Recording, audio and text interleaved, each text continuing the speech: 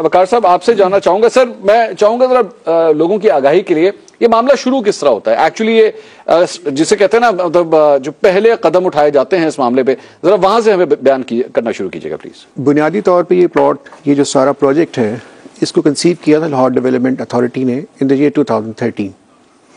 जब इसको 2013 में कंसीव किया तो जो लाहौर का जो मास्टर प्लान है, जिसको हम इंटीग्रेटेड मास्टर प्लान 2021 कहते हैं, उसके अंदर इन द ईयर 2016 एक बाउंड्री मार्क की गई कि this area is proposed for Ravi urban development authority project.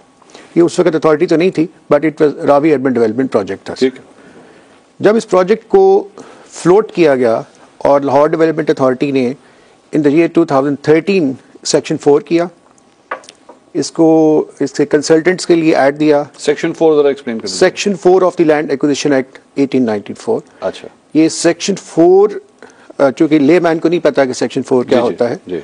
Section 4 basically एक इंटेंशन होती है किसी लैंड को एक्वायर करने की और उस लैंड का सर्वे करने की। इसका बस इतना मकसद होता है कि जब आपको ये अथॉरिटी एक बाउंड्री मार्क करती है और वो कहती है कि हमें इस बाउंड्री के अंदर अंदर लैंड चाहिए, ठीक, तो डिस्ट्रिक्ट कलेक्टर जो है वो सेक्शन 4 करता है। अच्छा, अब क्वेश्चन जो है वो सेक्शन 4 हो सकता है कि नहीं हो सकता, वो मैं आपको बाद में सबमिट करता हूँ। ठीक, अब अभी जो हम प्रोजेक्ट का जो ओवरव्यू है वो देखते हैं। जब एक कंपनी को एंगेज किया गया इस सारे प्रोजेक्ट की फिजिबिलिटी के लिए, स्टडी के लिए, उस कंपनी का नाम था माइनहार्ट। ठीक है। माइनहार्ट कंपनी को जब ये टास्क दिया गया तो वो इस टास्क को in accordance with law fulfil नहीं कर सके, तो लाहौर डेवलपमेंट अथॉरिटी ने उनकी ब्लैक लिस्टिंग रिकमेंड कर दी। ओके। उसके बाद ये प्रोजेक्ट शेल्व हो गया। ये फेडरल गवर्नमेंट के लेवल पे भी एज पर माय नॉलेज इसको CCI में भी देखा गया और उन्होंने कहा कि नहीं, ये वाइबल नहीं है। ठीक, इससे फूड इनसिक्योरिटी कॉज होगी। लाहौर के जो सिटीजन्स हैं, इनकी सारी वेजिटेबल, मिल्क, ये सारी चीज़ें, ज़रूरियात इसी बफर जोन, इसी इलाके से पूरी होती हैं। ठीक है। जब इसको शेल्व कर दिया गया तो ये मामला ख़त्म हो गया और जो फार्मर्स थे वो भी, उनको भी एक पीस ऑफ माइंड मिल गया और उस वक्त भी गवर्नमेंट ने उनकी बात सुनी, सारी चीज़ें समझी और ये समझा कि ये प्रोजेक्ट जो है ये वाइबल नहीं है। ठीक, इसके फार रीचिंग इफेक्ट्स हैं, सोशियो इकोनॉमिक इफेक्ट्स हैं, एनवायरमेंटल इफेक्ट्स हैं, फूड सिक्योरिटी है and so on so fourth. ठीक। ये फिर एक नया इरा आया जिसमें PTI ने, जब PTI की गवर्नमेंट आई पंजाब में, तो इन्होंने लाहौर डेवलपमेंट अथॉरिटी की जो बोर्ड बनाया, जिसको अथॉरिटी कहते हैं, उसमें फिर ऐसे लोग आ गए जिनका कॉन्फ्लिक्ट ऑफ इंटरेस्ट था। वो किस तरह? फॉर इंस्टेंस, उसका वाइस चेयरमैन लगाया गया एक ऐसे शख्स को जो खुद हाउसिंग स्कीम्स बनाता था, खुद डेवलपर है। अच्छा। उस अथॉरिटी में जो मेंबर्स नॉमिनेट किए गए, उसमें एक ऐसा मेंबर नॉमिनेट किया गया जो एक्स ब्यूरोक्रेट था और वो सर्व कर रहा था लेक सिटी के ऑनर के पास एज जनरल मैनेजर। अच्छा।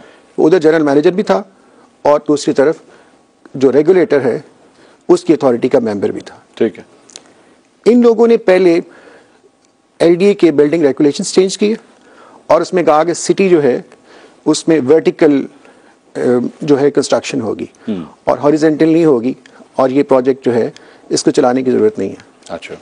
जब वो सारी अमेंडमेंट्स कर ली तो फिर इन्होंने एक इनका क्लैन डेवलप हुआ और वही जो हैं डेवलपर्स, जो ओनर हैं लेक सिटी के और जो नोटेबल्स डेवलपर्स हैं, इन्होंने फिर दोबारा इमरान शेख जो वाइस चेयरमैन जिनको नॉमिनेट किया गया था, इनके जरिए इस प्रोजेक्ट को अलाइव किया और वो जो सेक्शन 2013 में हुआ था वो चूंकि प्रैक्टिकली एक्सपायर हो चुका हुआ था, तो उसको फिर नए सिरे से उसको नोटिफाई करवाया फ्रॉम द डिस्ट्रिक्ट कलेक्टर। ये 2 डिस्ट्रिक्ट कलेक्टर इसमें इन्वॉल्व हैं, डिस्ट्रिक्ट कलेक्टर लाहौर और डिस्ट्रिक्ट कलेक्टर शेखुपुरा। ठीक है। दोनों डिस्ट्रिक्ट कलेक्टर्स ने दोबारा नोटिफिकेशंस जारी कर दिए। कानूनी तौर पे वो ऐसा नहीं कर सकते थे क्योंकि जब एक प्रोजेक्ट पब्लिक पर्पस होता है और सेक्शन 4 का नोटिफिकेशन 2013 में हुआ तो उसी प्रोजेक्ट के लिए 2019 में दोबारा नोटिफिकेशन करना। मूविंग अहेड 2019 के अंदर ही जब इनको ये लगा कि LDA इस प्रोजेक्ट को उस तरह से अंडरटेक नहीं कर पा रही जैसा कि जो उसके पीछे की प्लेयर्स हैं, जो उनकी विम्स एंड विशेस हैं, तो ओवरनाइट फिर एक लॉ इंट्रोड्यूस कर दिया गया, ये जो Ravi urban development authority act, ये फिर प्रोमलगेट कर दिया गया। ठीक है। और क्वाइट इंटरेस्टिंगली कि जिस दिन सेक्शन 4 डी नोटिफाई हुआ एलडीए का फॉर दिस लैंड, उसी दिन नया सेक्शन 4 रूडा के लिए जारी हो गया। अच्छा। Which was next to impossible. अभी तो रूडा बनी थी, उन्होंने रिक्वेजिशन करनी थी, अपना मास्टर प्लान बनाना था और देखना था कि कौन सा एरिया एक्वायर करना है नहीं करना। तो district collectors both acted as slaves और फाइलों को पहिए लग गए। मैं ये कहूंगा कि ये पब्लिक सर्वेंट है ही नहीं। अच्छा। ये अगर ये दोनों जो डिस्ट्रिक्ट कलेक्टर्स हैं, they did not act as a public servant.